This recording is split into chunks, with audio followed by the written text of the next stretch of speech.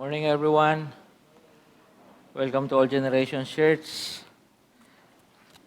Thank the Lord sa araw po na ito because today is the first day of the last month. Yan. Ngayon po ay first Sunday. Salamat tayo sa Panginoon na ang unang araw ng ng huling buwan ay Sunday. And that means we are to be gathered together as we're doing now and to remember that Jesus came. No? Ang ating Panginoon ay naparito, ating Panginoon ay nagbigay ng buhay, galay ng kanyang buhay.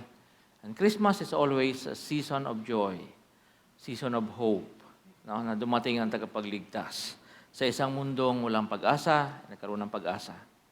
At yan po ang ating gagawin ngayon mga kapatid. Just before we proceed with our teaching, I would invite you to reflect on the message of the Bible, the good news, kung saan ang ating Panginoon ay dumating. Nagalay ng kanyang buhay, siya po isinilang, no? At ito po ating gagawin ngayon, no? We will worship the Lord through our participation, willing participation sa Lord's Supper. Ayan.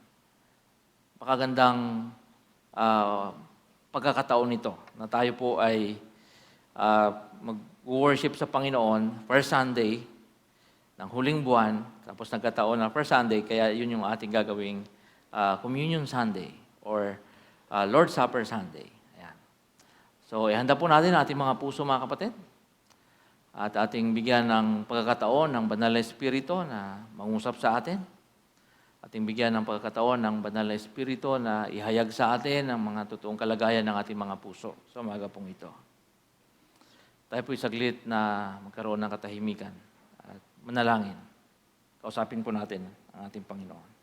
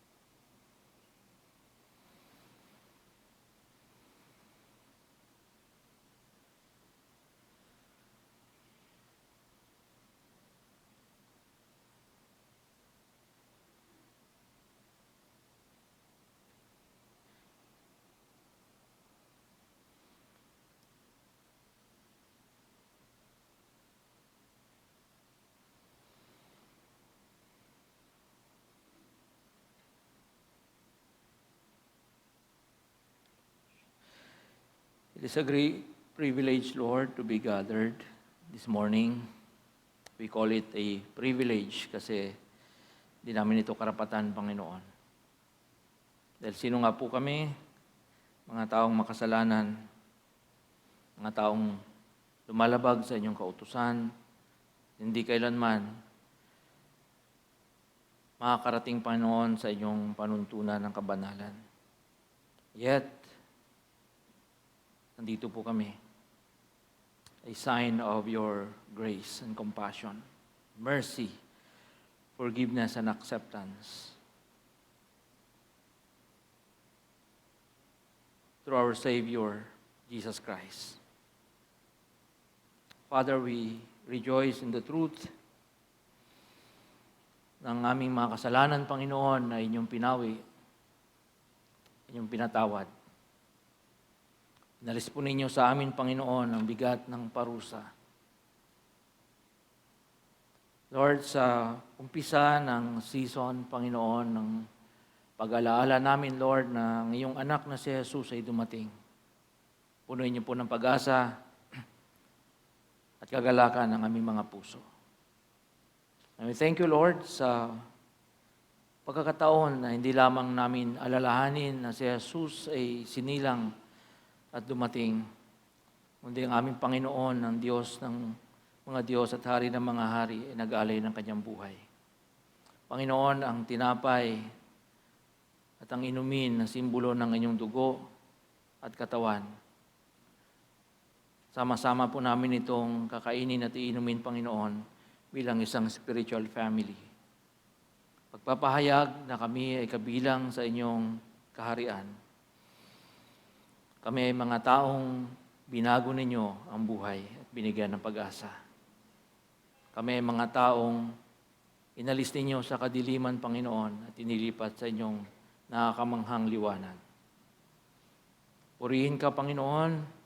Tanggapin po ninyo ang pasasalamat, pagsamba mula sa aming mga puso. This is our humble prayer in Jesus' name. Amen. Amen. Hawakan po natin, mga kapatid, ang tinapay. Sabi po ng Bible, ito daw po ay simbolo ng katawan ng ating Panginoon. Siya po ay, kanyang katawan ay nadurog, kapira-piraso, upang mag-alay ng kaligtasan para sa atin. So atin po itong gagawin bilang paalala na ang ating pong buhay ay kinukuha natin mismo sa ating Panginoon. We live for Christ and we live because of Jesus Christ. No? Basahin po natin. For I received from the Lord what I also passed on to you. The Lord Jesus, on the night he was betrayed, took bread.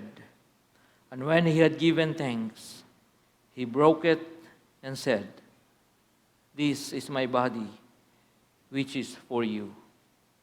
Do this in remembrance of me." Gawin po natin ating alalahanin ng ating Panginoon.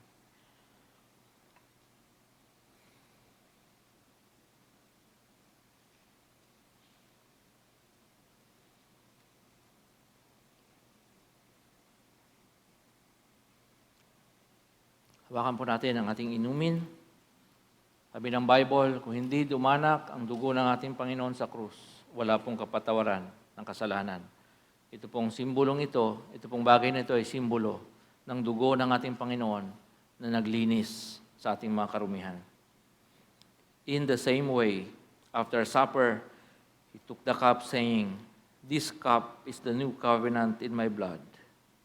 Do this whenever you drink it in remembrance of me." Let us all remember Jesus.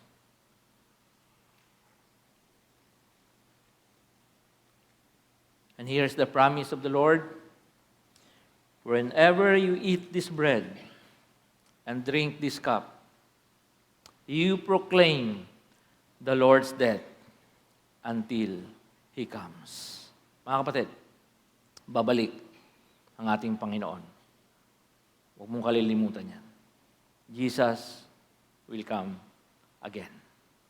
Father, we thank you, Lord, for the reminder. We thank you for your grace. Accept our humble offering, Lord, of worship this morning. In your Son's name we pray. Amen. Amen.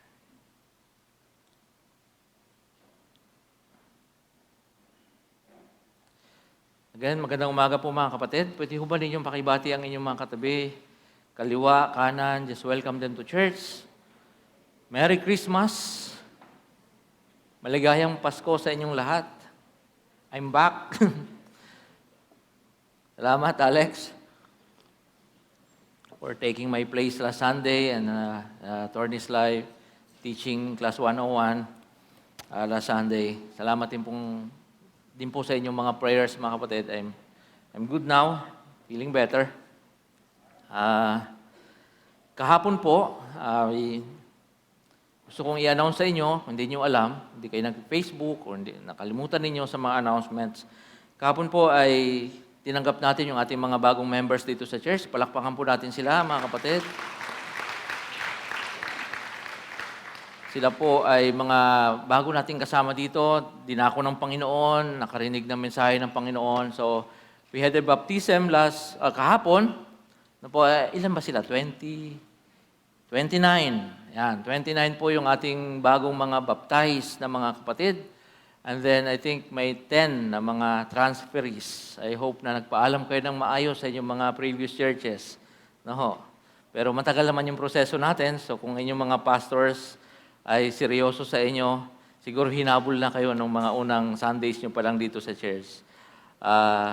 Yung mga isang taon kayo dito or mahigit bago kayo naging official members ng church. So, I think that's enough time, no? Para talaga marinig ninyo na ang Diyos ay dinadako kayo dito sa All Generation Church. Again, purihin natin ang Panginoon sa isang masigabong palakpakan sa buhay ng ating mga kapatid. Welcome po sa All Generation Church. Ngayon po ay, sabi ko nga kanina, first Sunday, Advent, no? Christmas season, Advent, ibig sabihin yung pagdating ng ating Panginoong Jesus. At ito po ay most anticipated among holidays, di ba? Talagang nagiging busy ng lahat, nagiging masaya ang lahat, celebrations kung saan-saan. Dahil nga naman, ang mensahe ay dumating ang hari ng mga hari. Sino nga namang hindi magsasaya? So tingnan po natin ito mga kapatid, himay-himayin natin yung background ng Christmas.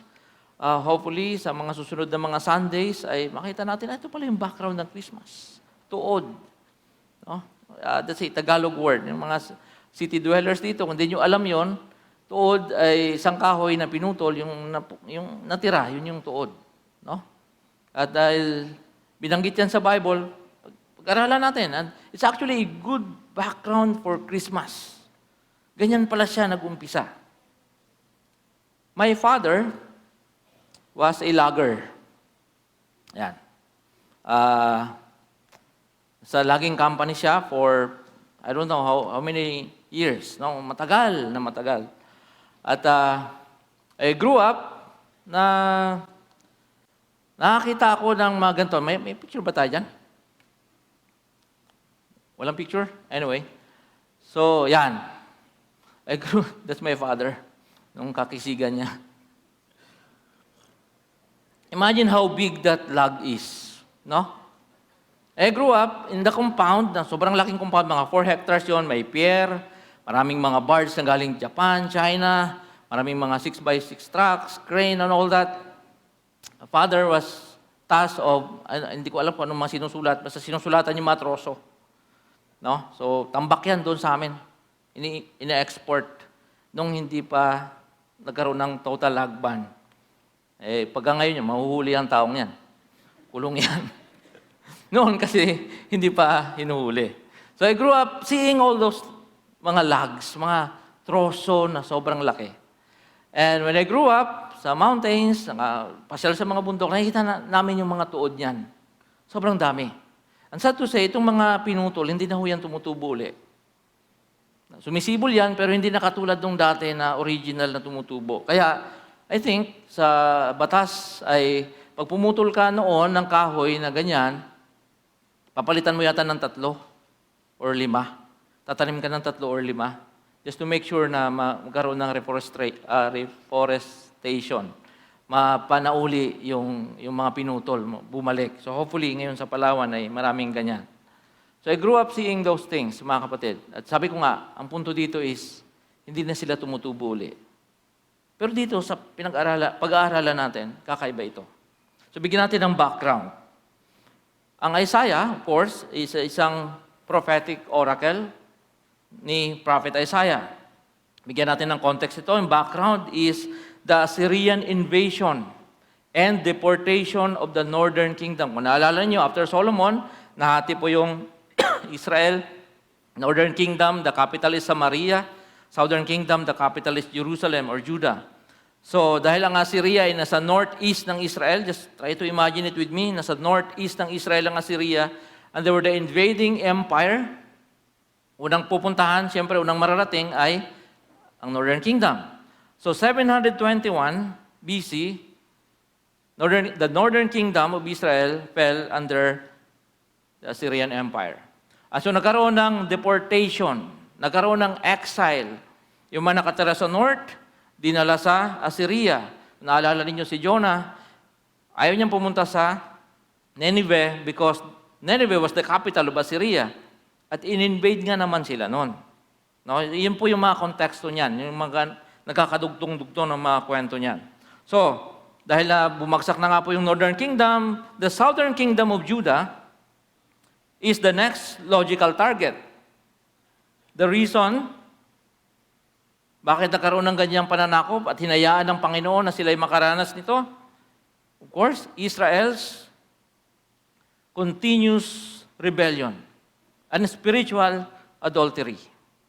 Sila po ay nagtaksil sa Diyos. Judah, again, will be sent into exile. So, nung sinabi ito ni Isaiah, 135 years pa po mga kapatid, no? Bago itong naganap, itong sa Southern Kingdom. 135 years. Kasi nangyari ngayong deportation sa Northern Kingdom ng 721 BC, nangyari yung Southern deportation sa Judah ng 586 BC. Now, huwag kayo malilito kasi yung noon, yung BC, pababa yung bilang ng taon before Christ.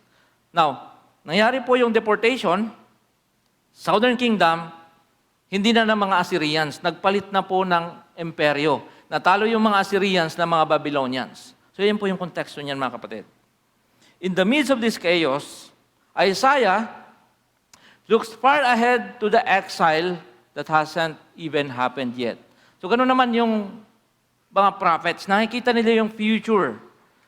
So, 135 years pa ito, mga kapatid. Pero nakita ni Isaiah, ito ang mangyayari sa Jerusalem. This is the time.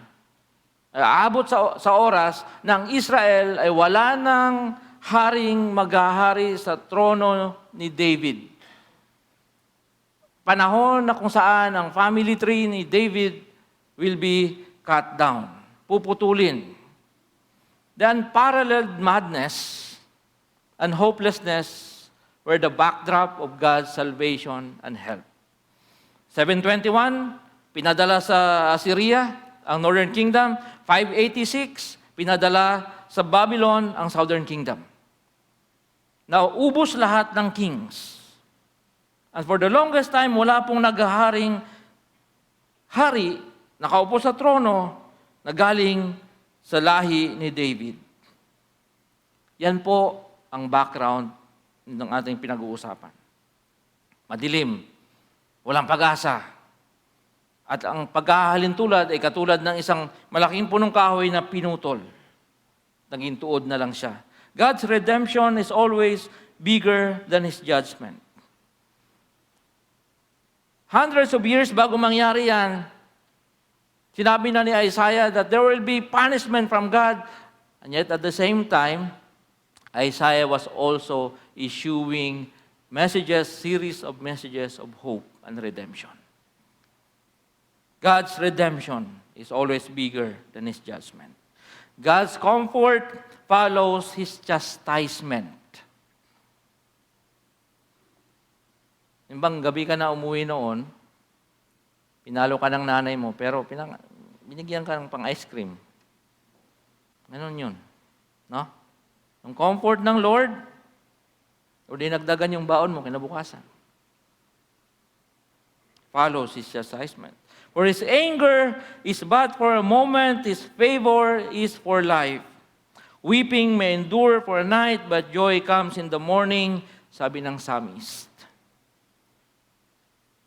Punishment and restoration. Hindi pa nangyayari yung actual na exile. Meron ng pronouncement sa Diyos. But still, mga kapatid, all we see is an ugly stamp. Yan pa rin ang ating nakikita. Hindi ko alam kung, habang nakikinig ka sa akin ngayon, kung ano yung tumatakbo sa isip mo, yung punishment ni Lord, yung restoration ni Lord. Pero ang realidad, baka nakikita mo ngayon ay tuod na walang buhay, walang pag-asa. Tingnan natin to. Una, the horror of seeing a stump. God cuts down the proud tree.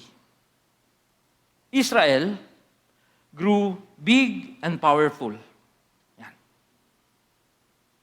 Mula sa maliit na tribal confederacy ang tawag doon, ruled by judges, And then nagkaroon ng monarchy, King Saul, King David, and then Solomon.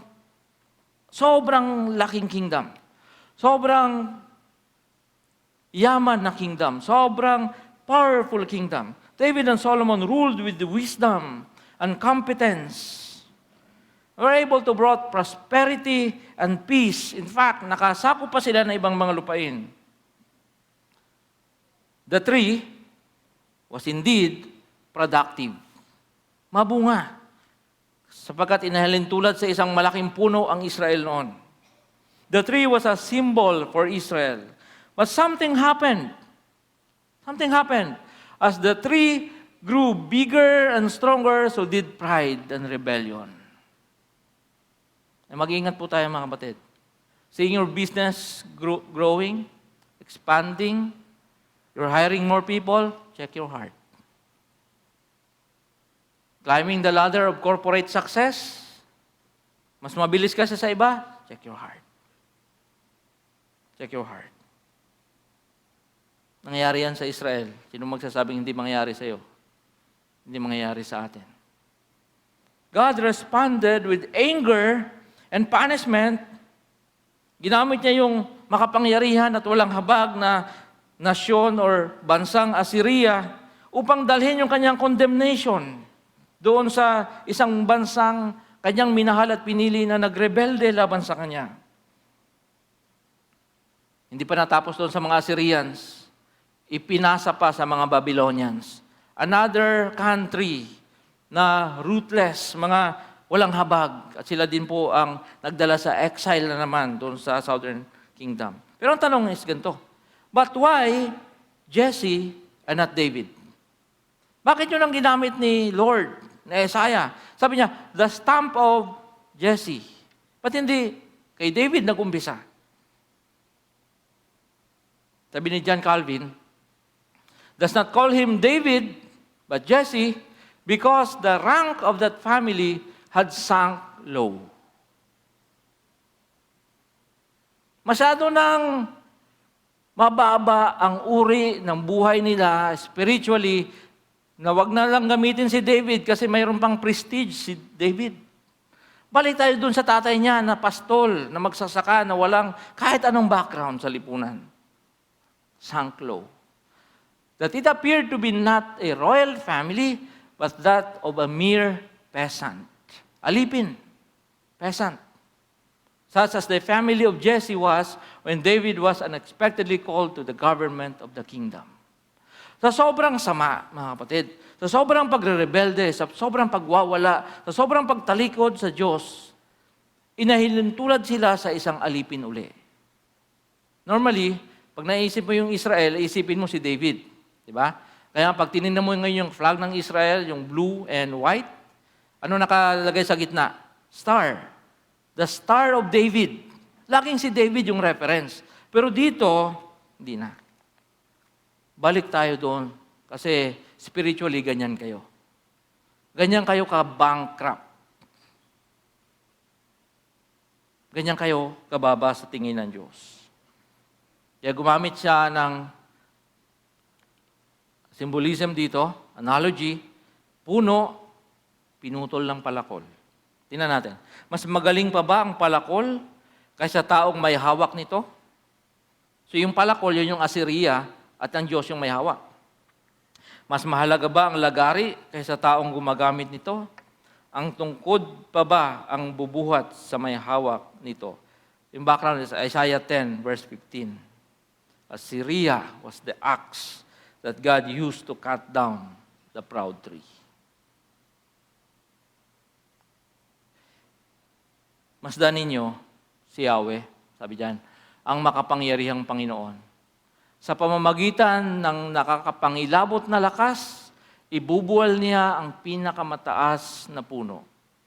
Ibinabagsak niya ang mga palalo, ibinubuwal niya ang mga punong kahoy sa kagubatan sa pamamagitan ng palakol.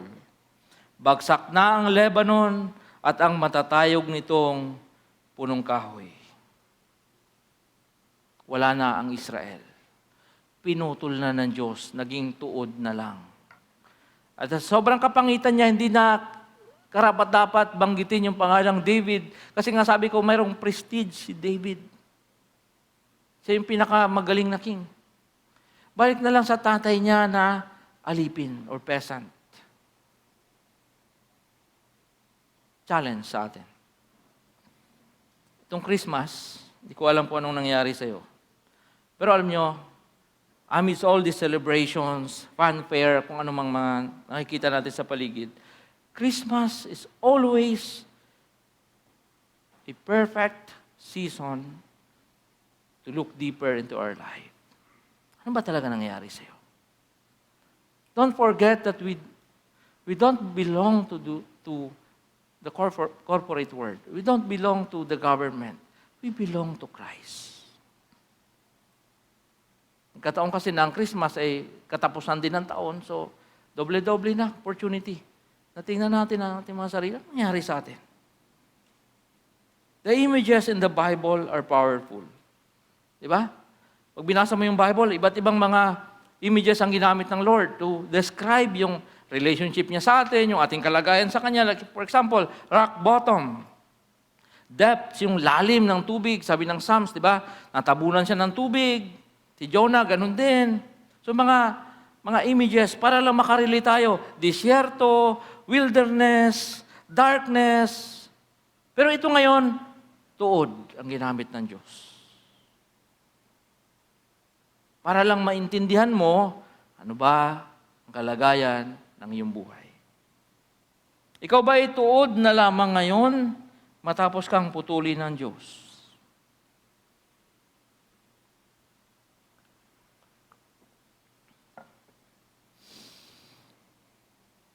Minsan, kailangan gawin ito ng Diyos dahil laging kasama ng pagyabong ang pagyabang.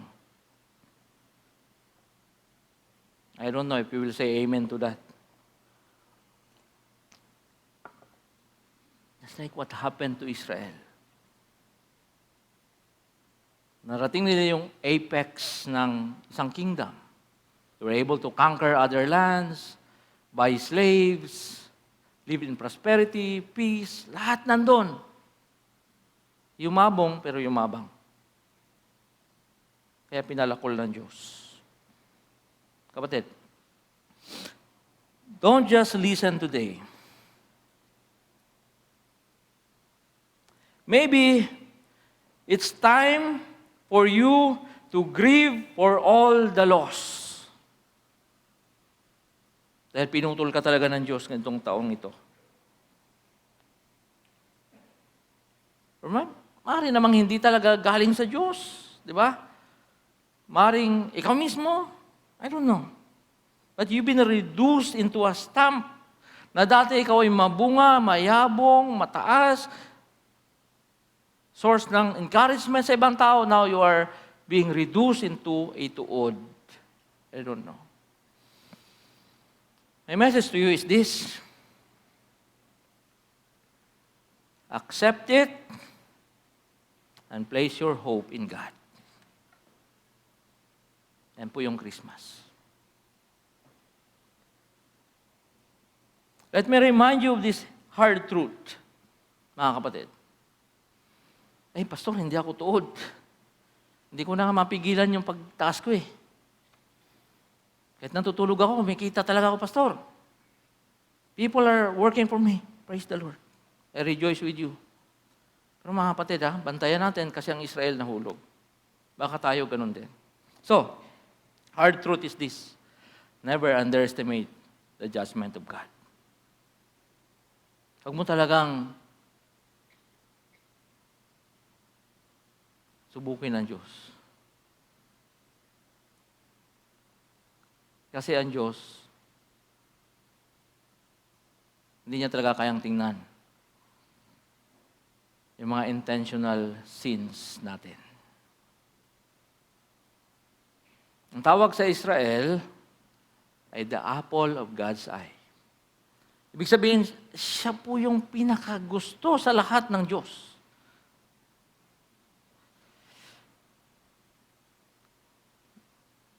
But look at that picture. Israel experienced that. Never challenge the limit of God's patience.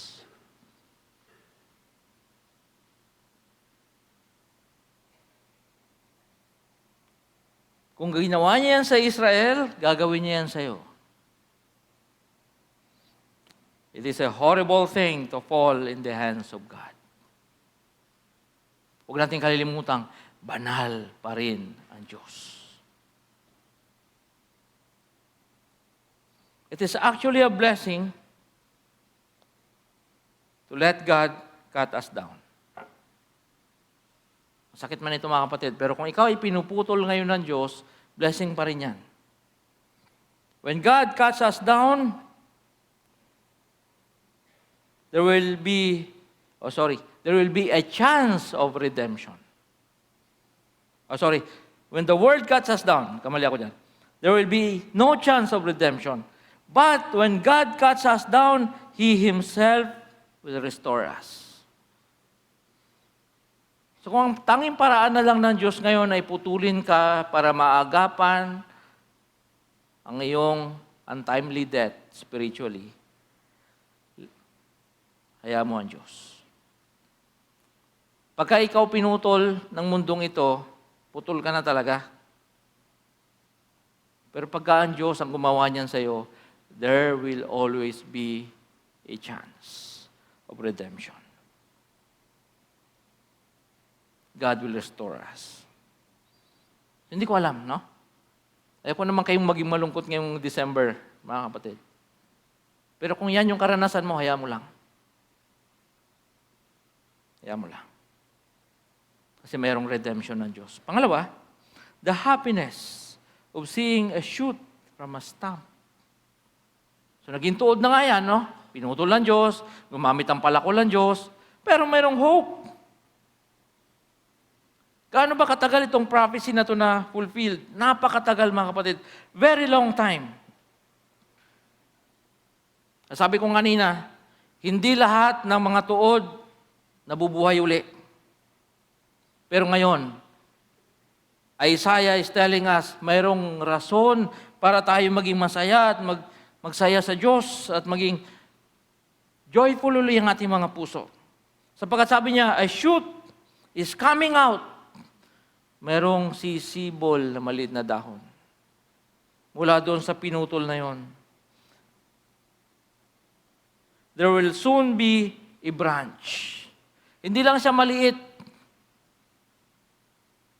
Magsasanga siya uli. Mula sa hamak na kalalagayan tulad ng magsasakang si Jesse, lalabas ang sanga na magtutuloy sa isang malaki at malagong puno, si Jesus. Kaya kapag dumarating ang Christmas, iba ang saya sa puso natin. Tama ba? Why? Kasi lagi nating na-imagine ang Christmas ay hope. Dahil naputol na tayo eh. Dahil wala na nga tayong gandang natira sa atin. Wala nang kahit anong productivity na natira sa atin sa mata ng Diyos. And yet, Jesus came. Lalo ngayong mga Christians na tayo. Masigit na nating naunawaan ang buong kahulugan ng Christmas. Na ito pala ay hindi lamang inuman, hindi lamang Christmas party, hindi lamang, ano pa ba, exchange gifts, o kung ano man, mga kapatid. Kundi tayong mga tuod ay muling mabubuhay kasi yung original na tuod ng Israel, mula doon sumibol si Jesus at mas lumaki pa kaysa sa dati. Yan ang mensahe ng Christmas. Patay na nabuhay. Lugi na muling sumiglang negosyo. Bagsak sa school, ngayon binigyan ng grace ng Panginoon. Maghihiwalay na mag-asawa, huwag na maghiwalay. Restore ni Lord. Busted, ay forever kang busted. Ano masa? Joke lang. Tuod na nagkaugat at muling naging puno. Walang pag-asa, ngayon meron na. Bakit po? Dahil si Jesus ang tunay na nagbibigay buhay dahil sumasa Kanya ang Espiritu ng Diyos. The Spirit of God is the life giver.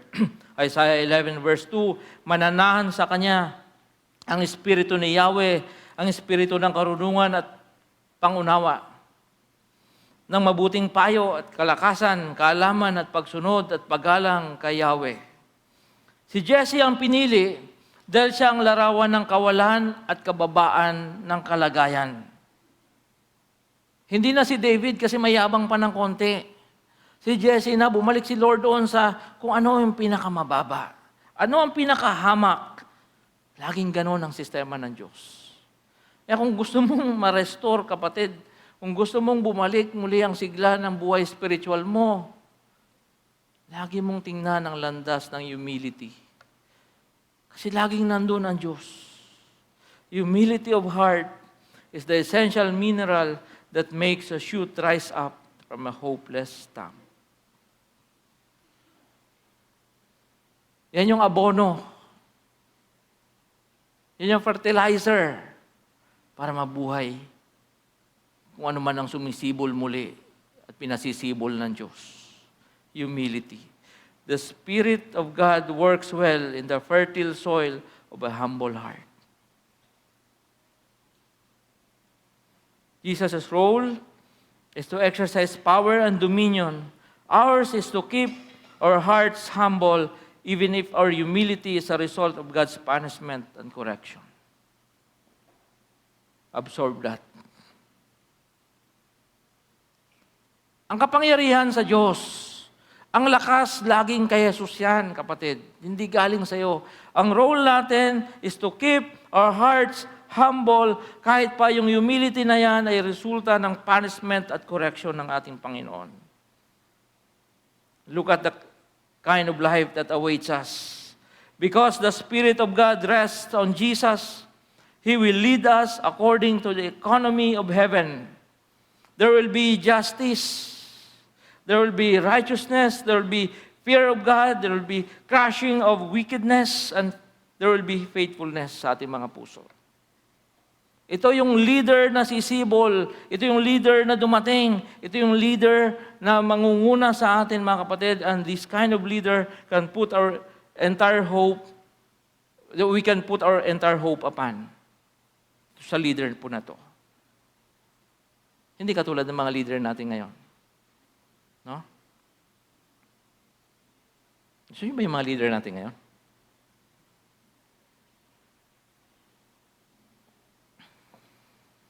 Kailan kayo matatapos itong ating political drama na to?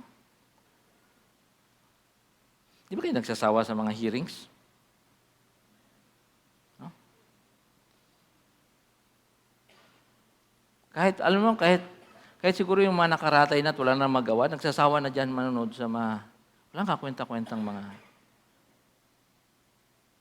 Tingnan natin ang pag-asa na bigay ng ating Panginoon.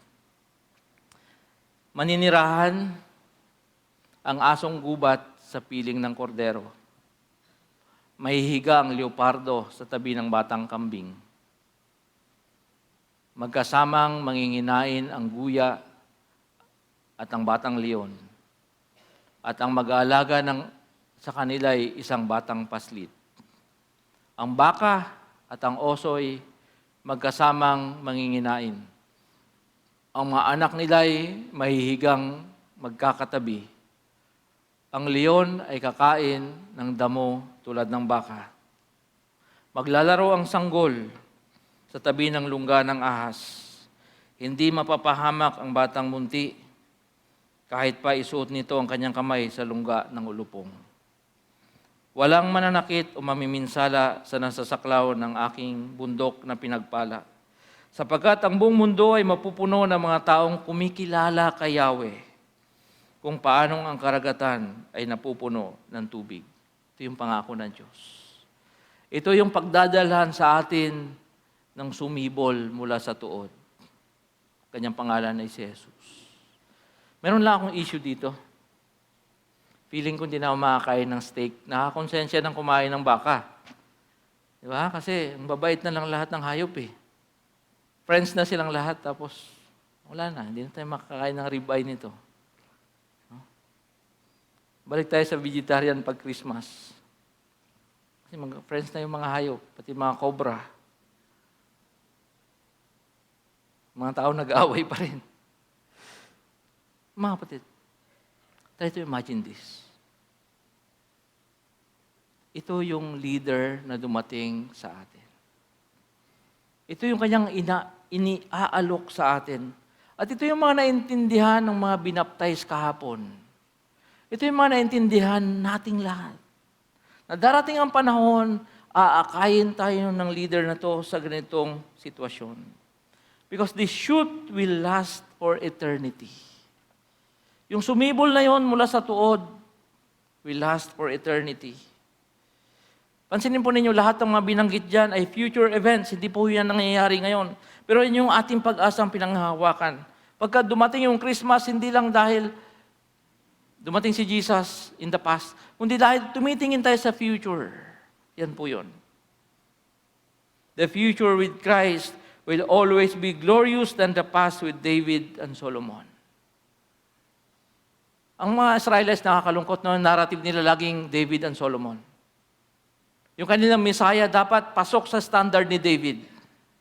Na-miss nilang katotohanan na yung dumating na Messiah higit pa kay David and Solomon. Likewise, kapatid, listen, your future is glorious than your past.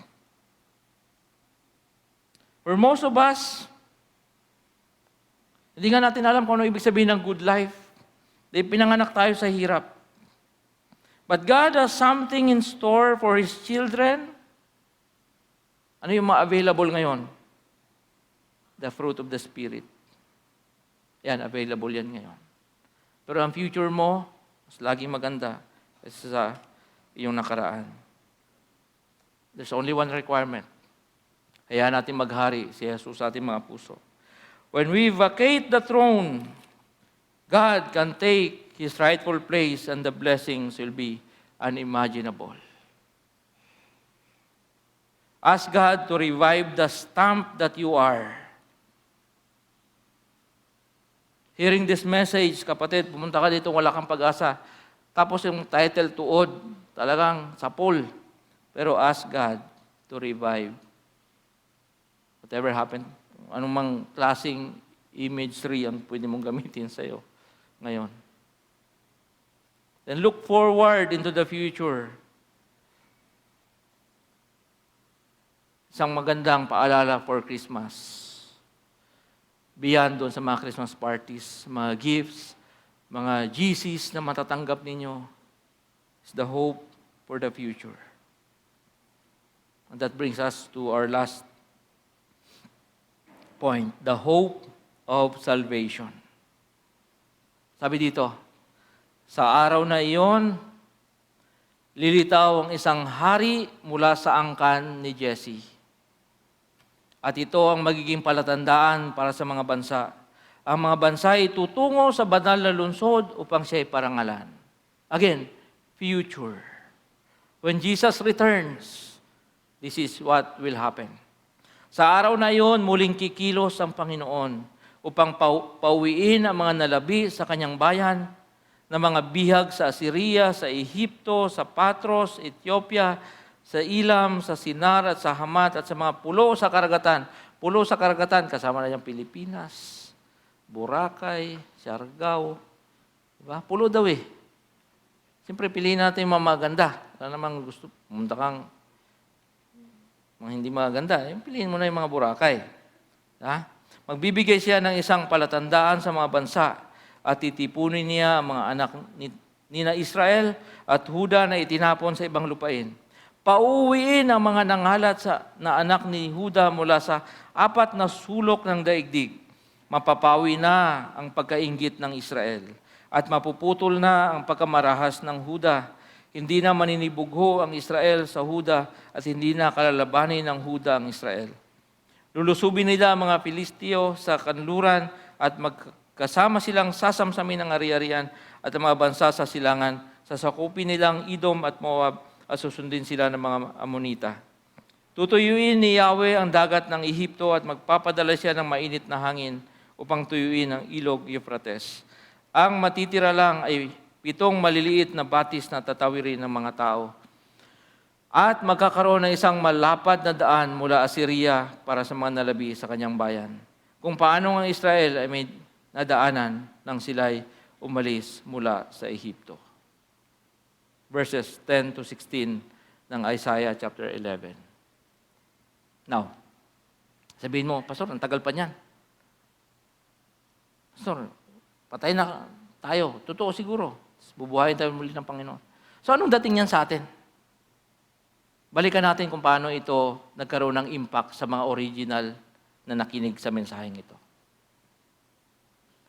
Naalala nila itong lahat, 135 years, pagkatapos itong binanggit ni Isaiah.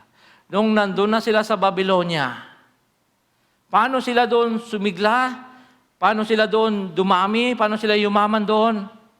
Inaalala nila itong mga mensaheng ito. Yung future nila ay maganda kay Yahweh. Kaya mga kapatid, ang laging paalala ng Bible sa atin ay hindi tayo namumuhay sa ngayon lang. Ang totoong identity natin, ang totoong fulfillment ng buhay ay laging nasa future. Kaya nga kung anong kahirapan ng dumating, pagsubok, ba? Kung anong mga pasakit na dumating sa atin, lagi natin niyang nahaharap na mayroong sigla at lakas because of this. The time will come, ang pangako ng ating Panginoon, ito ang gagawin niya para sa iyo. David and Solomon at lahat ng mga kings sa mundong ito, nagtayo sila ng mga empires, but in the process, they excluded other people. Kami lang ito. Magtayo ng imperyo, ng kaharian, amin lang ito. Mayroong mga boundaries, may mga gates, may mga guards. This Christmas, kapatid, let's remember that Jesus aims to call His people to Himself. Tinatawag ni Jesus ang kanyang bayan para sa kanyang sarili. He is calling people from all nations and offers them salvation. Kabaliktaran. Pagka nagtayo ng imperyo natin, laging mayroong hindi kasama. Laging mayroong outsiders, laging mayroong outcasts, laging mayroong i-deport. Mga TNT, uwi yan. Pero kay Jesus hindi. All nations will come to Him. Christmas is about God's gift of salvation through Jesus our King. We may never experience a luxurious life, kapatid. Not all of us will experience. Maybe our life will be short dito sa mundong ito. Or maybe our life will be cut short. Wag naman. Our life may be hard. But in Christ, we have eternal life. The greatest gift is salvation through Christ. For those suffering right now, kapatid, nakikinig ka ngayon, you are suffering. Hope is yours today because Jesus came and His gift is salvation, eternal life sa ating Panginoon. Binigyan tayo ng pagkataong maligtas ng ating Panginoon. The broken, the abandoned, the marginalized, yung mga walang boses sa lipunan, yung mga laging naiiwan, Jesus offers you salvation. Our King is our Savior. As we begin the Christmas countdown, kapatid, today is December 1. May Noche Buena tayo, 24 days from now. I want you to focus on one thing. Your salvation. So kung mag-focus ka dyan, your salvation. The eternal life you have in Christ. Kung may ham, praise the Lord. Kung may salad, praise the Lord. Kung may lechon, praise the Lord. Kung may bagong sasakyan, praise the Lord. Kung may bagong bahay, praise the Lord. Na-promote, tumaas yung ranking sa school, praise the Lord. Pero huwag mong kalilimutan ito.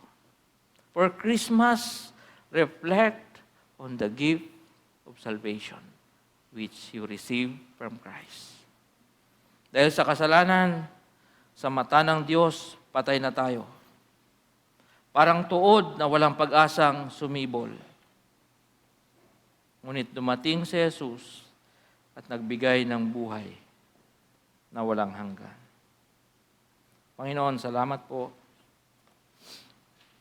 Laging may pag-asa, mga Kristiyano. Laging may pag-asa, mga taong naririto ngayon dahil kayo ay dumating. Ang tuod na walang buhay ay muling yumabong at nagbunga. Gawin po ninyo ito sa inyong mga anak sa umagang ito. In Jesus' name. Amen. Amen. Magandang umaga mga kapatid. Merry Christmas.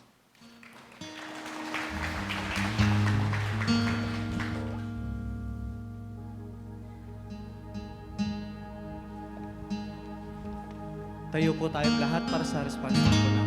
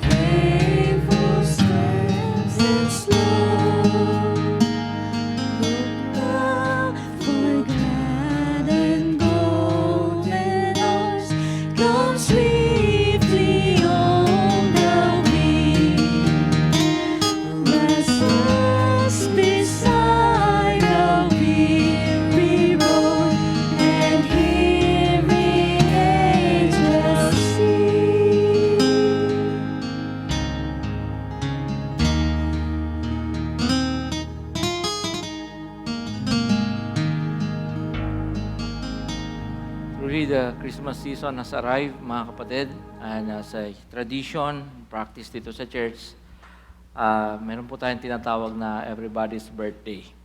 We will not do it now. I'm announcing para mapaghanda po tayo. You have something to spare, no, para sa inyong, para dito sa church. You may bring them next Sunday. Okay? So kung may extra na konti at kino-convict ng Panginoon to share, kasi ito pong malilikom natin dito every Christmas ay binibigay natin doon sa ating mga kapatiran na identified as most needy. Yung mga talagang kailangan nila.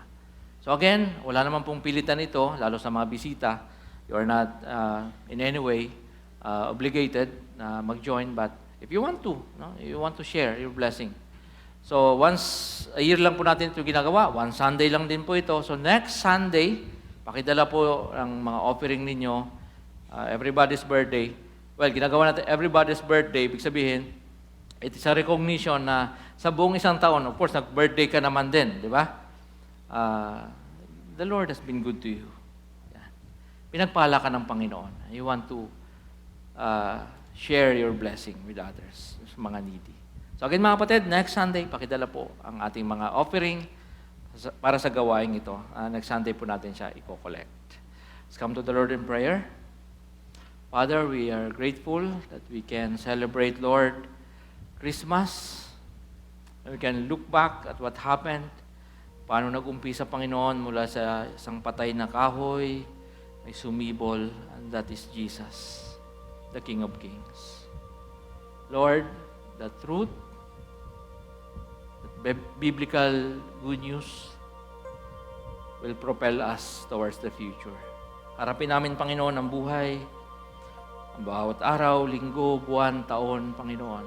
Ano man naming kalagayan, ano man naming sitwasyon, may galak sa aming mga puso at lagi may pag-asa dahil kay Jesus na nagbigay sa amin ng kaligtasan. Dismiss your people now, Lord, with your blessings, with your favor, with your love. May the Lord bless you and keep you. May the good Lord make His face to shine on you and be gracious to you.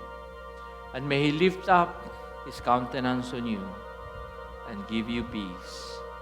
Amen. Purihin ang Panginoon.